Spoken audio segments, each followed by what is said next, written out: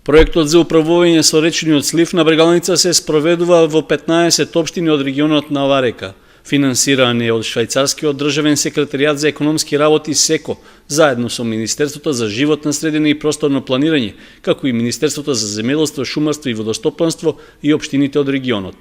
Досегашните проектни активности беа представени на презентација во Кочани, при што беа изнесени податоци за истражувањето од загаденоста на водата и околината на речниот слив, како и мерките што се преземаат за подобрување на еколошката заштита.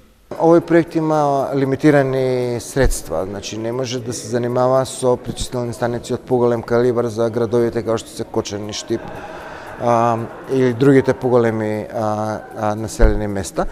Но секако пречистувањето на отпадните води е една од работите на кои што треба да се посвети внимание.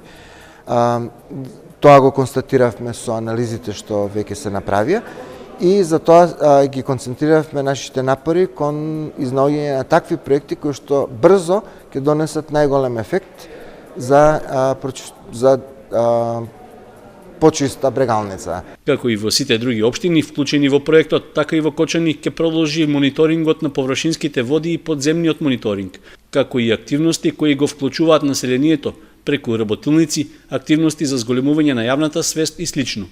На презентацијата во Кочани беше речено дека се уште во тек е реализација на малите инфраструктурни проекти од првиот повик, а во февруари идната година управниот одбор на проектот ќе потврди кои проекти од вториот повик ќе бидат финансирани, што се очекува да се реализираат заклучно со крајот на 2015 година.